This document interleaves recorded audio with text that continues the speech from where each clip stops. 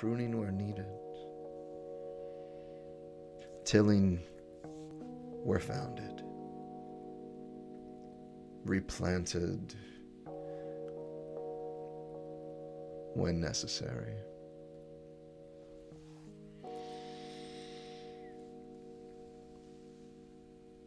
That mindful journey is just like the physical one, like illness, a healthy diet, and an active lifestyle. They give little place for bacteria or viruses or injuries to take hold. If you're training properly, if your form is good, if you're strengthening your joints over time, if you're not overtraining, taking things as they come, taking your strength as it builds, getting your rest and recovery periods. See all that? That's monitoring you. When you're monitoring yourself, what is there to despise in others? Because when you find yourself judging someone else, suddenly, I think, do I do this as well? For instance, you notice someone with a habit, whatever that habit may be. If it gets under your skin, ask yourself why. What is it about the habit that you see or fear in yourself?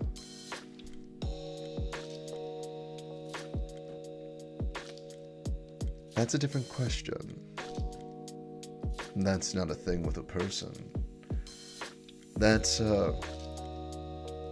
I don't want to be that way. So I'll live a life of example, not of preaching, but of example, in which, by showing a life free of that, life goes better. Understanding that it's not your place to try and change one's path, but to simply learn from your encounter and adjust yours as necessary. Does this always work? No. Healthy people get sick too. But when they do, it's for less time. When they're injured, they recover faster. So that practice, when the hard time comes, can pull your bacon out of the fire. One of my good Tai Chi friends not only swore by recovering from Tai Chi, or through Tai Chi from past injuries, but recovered in front of us all after one of her adventures, cracked her arm in half. And the last I spoke with her, she's already swinging a sword around. Hats to you, Christine. So, in this moment, it's not that evil doesn't exist. It's not that bad things happen. It's that they have no place to land. Or you simply don't notice them because you're busy looking within.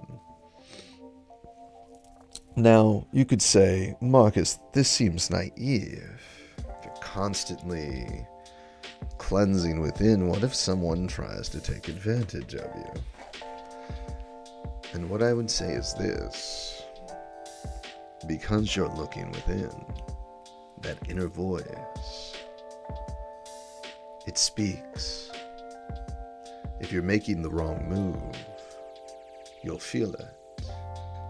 You'll know because you're doing your due diligence. I don't mean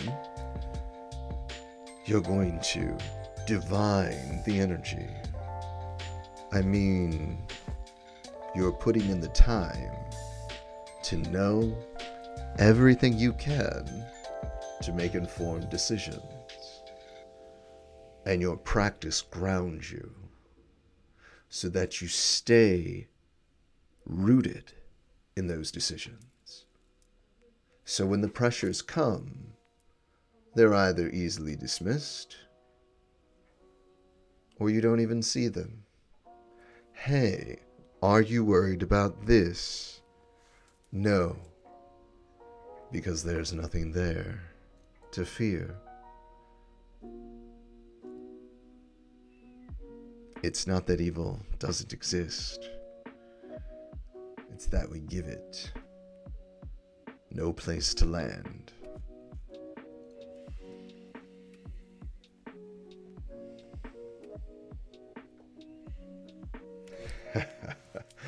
Bad vegan, pro wrestler, and Disney movie later. If your philosophy doesn't help you think to Google something before asking the spatula-wielding Doberman on the 612 train, is your philosophy really helping you?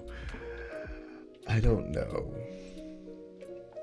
But I do know that one of the joys of living in the moment is not that you lose the moment. It's that when the moment comes back around, and they always come back around, you'll see it with all new eyes. For the graduate, there is a sense of relief and accomplishment. For their parent, pride and nostalgia. There is a connection across the times, a rite of passage, in which there's a kinship that is built, not just as family, something more.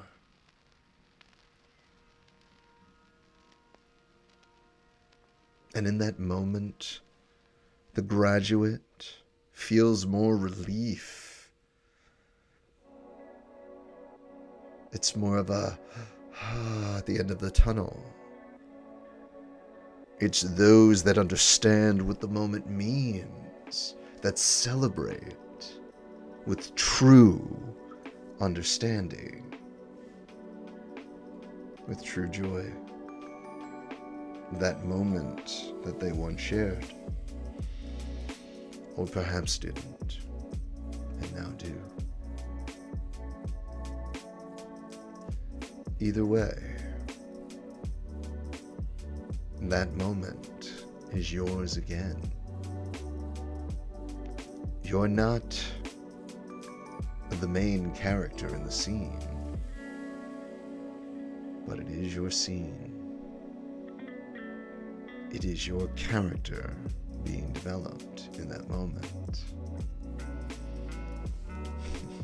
So, being anchored in this moment of life can allow for the passing of a childhood icon to become viewed with such a sophisticated filter, where I can look into the joy and consternation of 12-year-old me and chuckle, knowing what those feelings really meant and how they were developing me as a person, and how things I do even now are reflected in that moment, that building block, that brick. In many ways,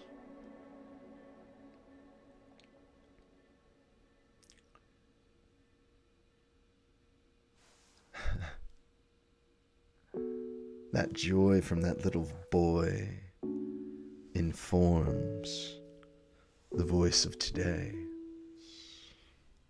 Make sure to like, subscribe to the channel, maybe even give it a share. Then if you're really enjoying yourself and you're looking for uninterrupted content, head over to Patreon to gain access to this and behind the scenes access, special events, and more ways to enjoy your mindful fitness adventure we call life.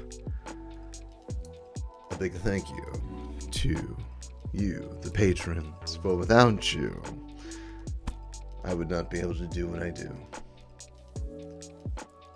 For our viewers, join them at www.patreon.com/withmarcus.